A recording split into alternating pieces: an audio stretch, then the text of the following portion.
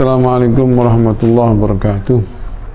Alhamdulillah wahdahu wa asyhadu an la ilaha illallah la syarika lahu wa asyhadu anna Muhammadan abduhu wa rasuluh la nabiyya ba'dah. Allahumma shalli wa sallim wa barik ala sayyidina Muhammad wa ala alihi wa ashabihi wa man ittaba'ah. Amma ba'd. Ayyuhal ikhwatul muslimun, ajarani wa iyyakum minadh zulmi wa dhulumat, minadh zulmi fid dunya wa dhulumati yaumil qiyamah.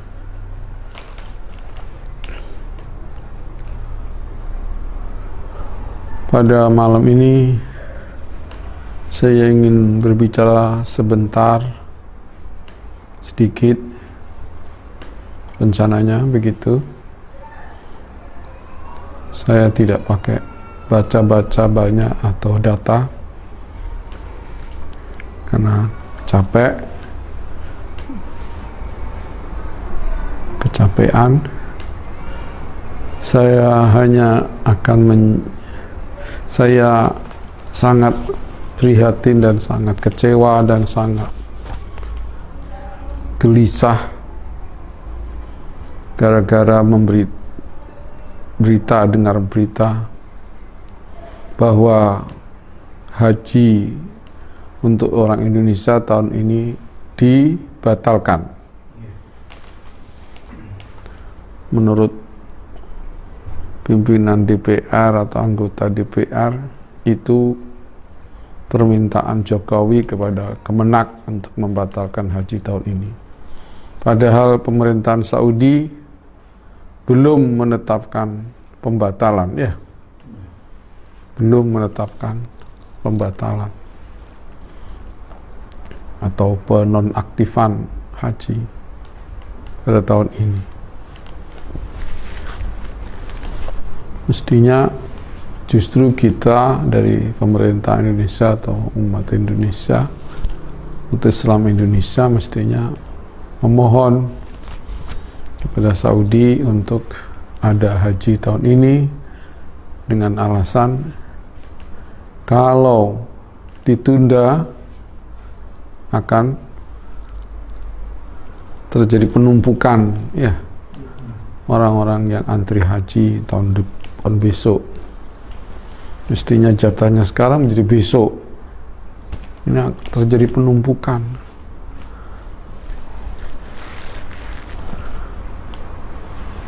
Dengan tambah kasihan yang sudah tua dan seterusnya.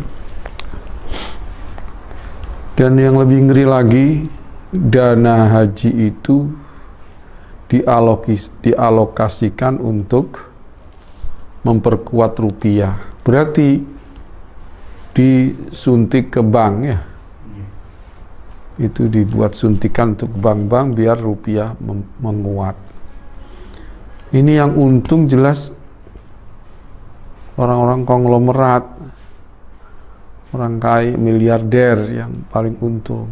Kebanyakan orang itu 98% mungkin adalah non-muslim. Padahal ini dana haji.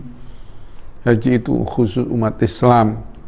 Kenapa yang menikmati ke orang-orang kafir? Ini jelas penjajahan baru.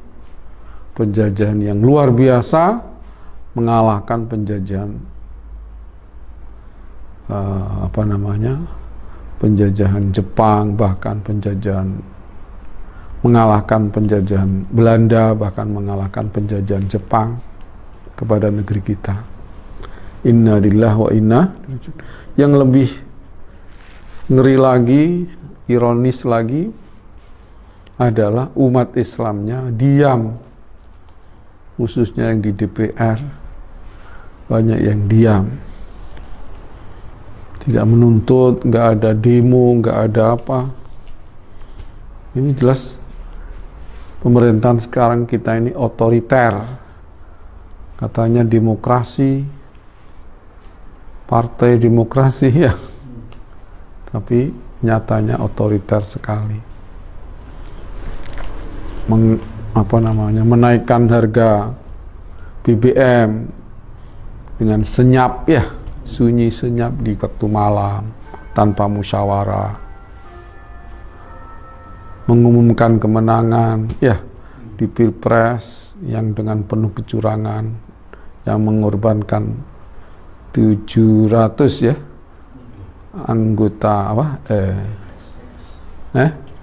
KPPS, saksi dan seterusnya.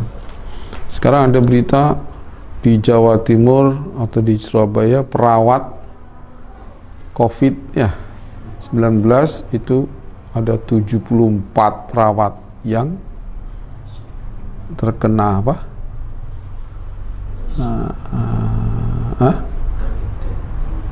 terkena COVID itu sendiri.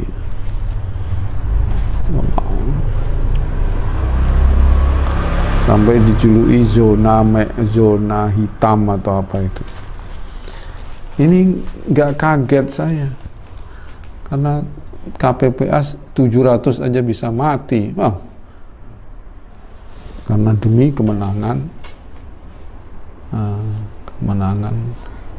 partai tertentu atau kemenangan apa itu presiden tertentu. Apalagi hanya perawat 74, itu jelas gampang sekali ya, gampang sekali, karena saya yakin ini corona ini adalah senjata biologi ya, yang dikembangkan atau ditular-tularkan oleh Wuhan atau Cina. Gampang saja orang perawat atau dokter dibikin begitu, petugas KPPS aja ya bisa dimatiin. Innalillahi wa inna ilaihi raji'un. Ini ngeri sekali. Nyawa juga gampang, harta umat Islam dijarah dengan semena-mena.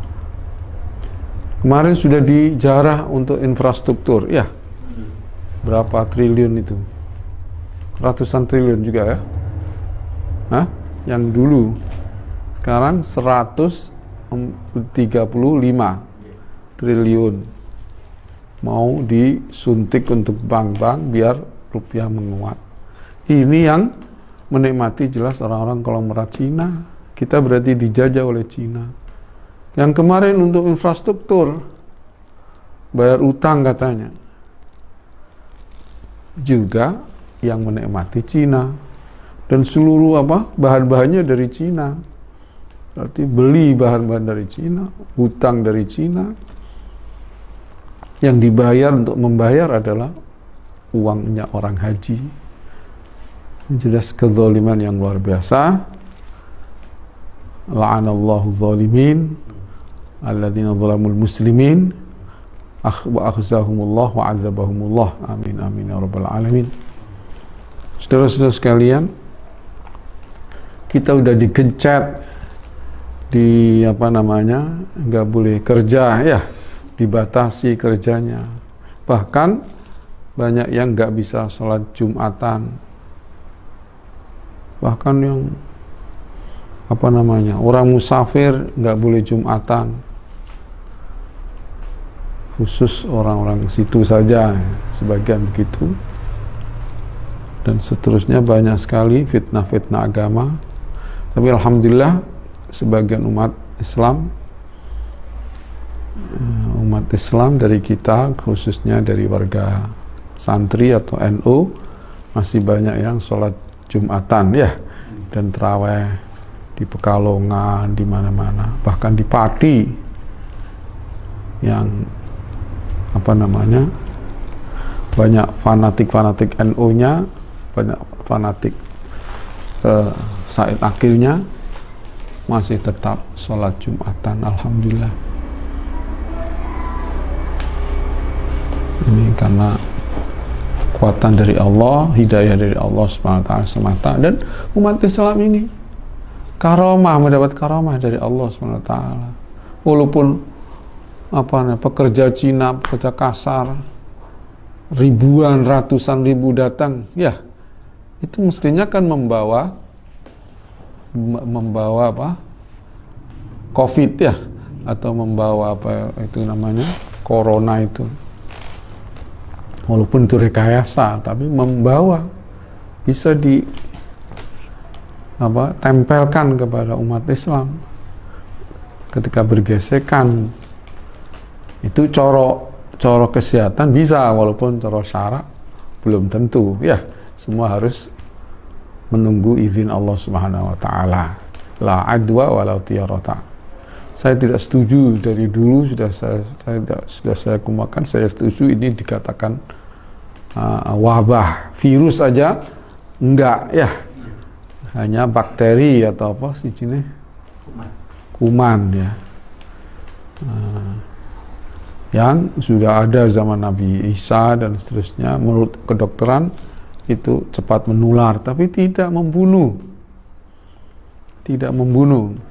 Adapun yang sekarang diberitakan mati karena corona itu sebetulnya memang punya penyakit jantung, punya penyakit liver, punya penyakit paru-paru dan seterusnya.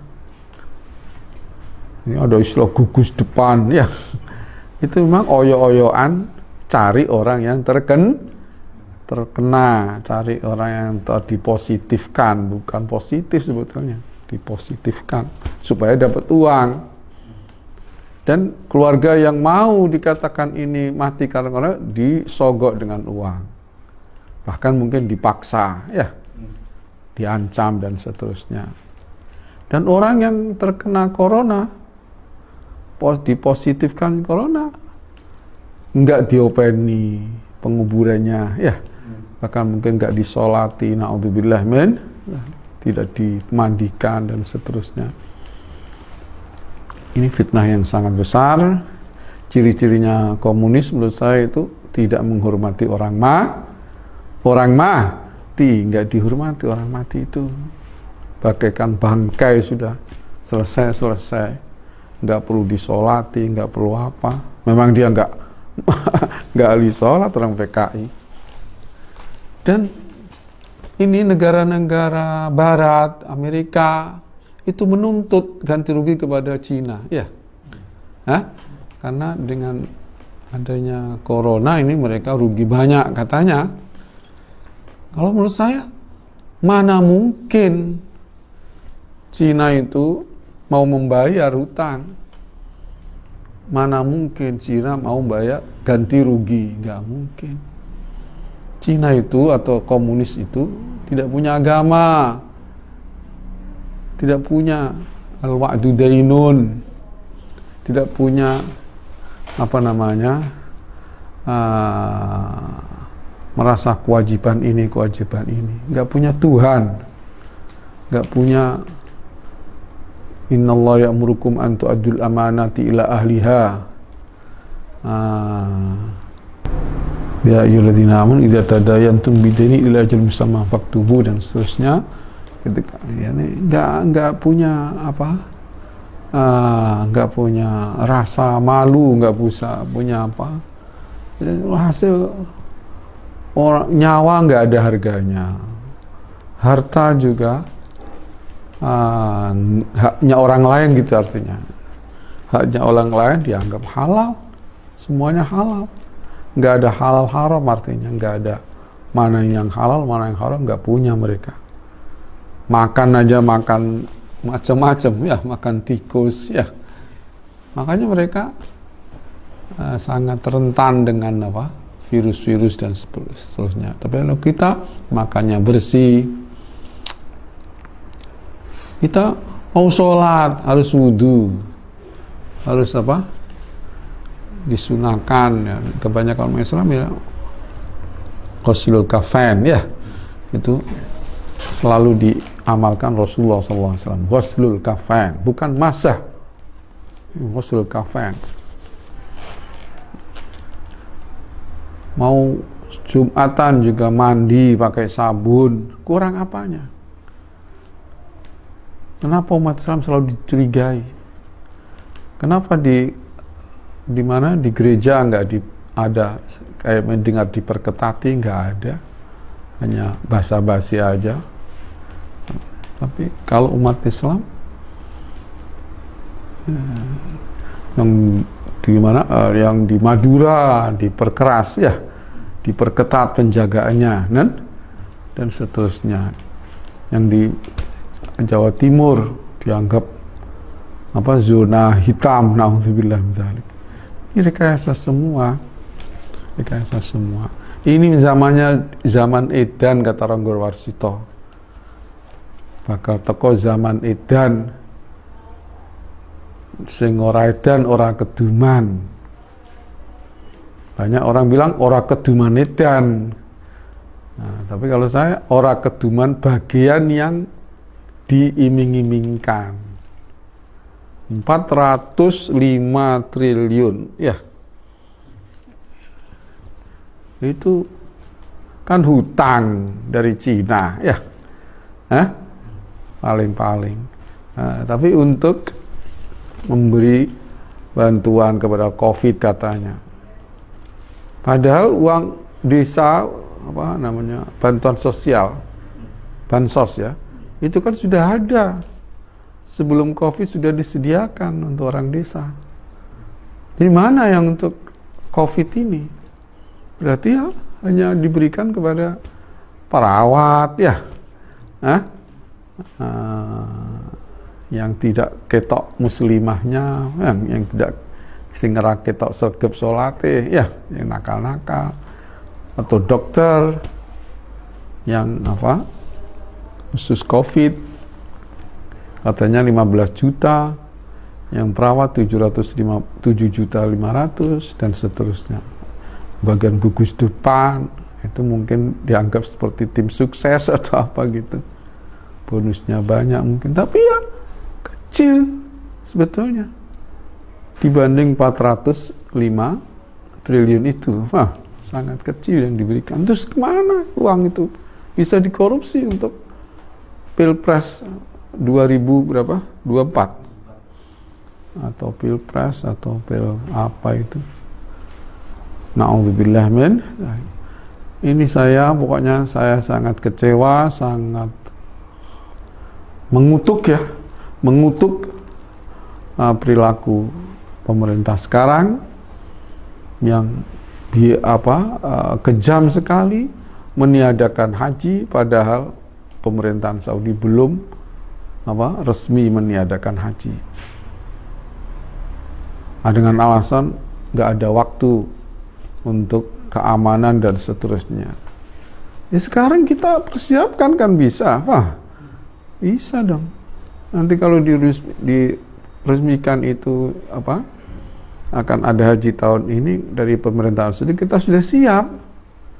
Kenapa sekarang nggak siap dipersiapkan? Ini khianat yang luar biasa. Apalagi itu disalurkan kepada bank-bank ya, bank-bank konvensional, bank-bank riba yang nasabahnya atau orang-orangnya adalah orang-orang konglomerat Cina dan seterusnya. Mereka lah yang menjadi lintah darah ya di masyarakat ini. Mereka lah menjadi penjajah, mereka lah yang mengatur pemerintahan di Indonesia. Inna lillahi wa inna ilaihi raji'un. Saya kutuk, dan semoga orang-orang yang haji yang terzalimi juga ikut mengutuk kepada siapa-siapa yang zalim kepada mereka umat Islam, khususnya dalam masalah uang haji. Mereka terkutuk zahiran batinan fid dunya wal akhirah, khususnya para yang memerintahkannya itu, para aktor-aktor di balik itu khususnya, dan yang secara zahir juga akan terkutuk kalau tidak taubat kepada Allah, tidak menghentikan ulah-ulah kezaliman kepada umat Islam. Sekian, semoga ada gunanya untuk menyadarkan umat Islam agar mengambil hak-haknya. Jangan diam, Anda sekarang terjajah Kenapa Anda terjajah kok diam? Anda berarti antek penjajah bisa-bisa. Na'udzubillah. Yang paling mengerikan itu adalah NU. NU itu dulu yang ganyang PKI, sekarang malah buntut ya, bonceng, buntut ya, nebeng. Nah, sekarang malah nebeng ke PKI, nebeng ke Cina dan seterusnya. Masalah ini mereka diam, malah mungkin alup-alup dapat uang begitu itu, uang kezaliman. Na'udzubillah min dzalik. Inilah keadaan umat Islam. Qala Rasulullah SAW, inna likulli ummatin fitnatan wa fitnatu ummati al-mal. Ya, inilah umat Islam, nasibnya sangat ngeri. Yang di Indonesia dijajah Cina, yang di Amerika dijajah, yang umat Islam artinya yang di sana dijajah oleh Amerika liberal, pemerintahan liberal. Yang di Arab dijajah oleh Zionis, dan juga dijajah oleh Amerika dan seterusnya. Bahkan mungkin sekarang juga dijajah oleh Cina. Wah, na'udzubillah min dzalik. Inilah nasib umat Islam. Kapan mereka bangkit? Wallahu a'lam bishawab. Saya hanya menyuarakan keprihatinan, menyuarakan kepedihan hati, kepiluan. Saya hanya bersorak, hentikan kezaliman kepada umat Islam. Kalau tidak, Anda akan terkutuk di dunia dan akhirat. Hentikan, dan umat Islam sadarlah, jangan menjadi pengikut penjajah, pengikut orang kafir, menjadi yang nyuci dubur orang kafir. Ya, uang Anda dibuat cewek sama orang-orang kafir. Na'udzubillah min dzalik. Anda adalah umat Islam, umat Muhammad SAW, umat yang mulia. Antumul a'launa in kuntum mu'minin, kata Allah Subhanahu wa taala. Kalau kita kuat imannya, kamu akan menang. Kamu akan menang. Sayang, Anda terlalu takut dengan corona yang buatan itu. Anda tidak takut kepada Allah Subhanahu wa taala. Tidak takut kesalahan Anda berkhianat kepada agama Anda, ajaran agama Anda, amar ma'ruf nahi munkar. Qala Allah Ta'ala, la yuhibbullahu jahra bisu'i minal qawli illa man zulim. Kalau Anda zalim, boleh berteriak. Nabi Muhammad SAW mengirim sahabatnya ke Habasyah, itu karena dizalimi oleh orang Mekah. Boleh kita action, ya, memperlihatkan kita dizalimi, biar orang tahu. Akhirnya mengutuk-ngutuk orang yang zalim, akhirnya bisa tumbang. Cukup sekian, semoga ada manfaatnya. Kurang lebihnya minta maaf. Saya capek sekali, tidak baca apa-apa, hanya keprihatinan yang saya punya.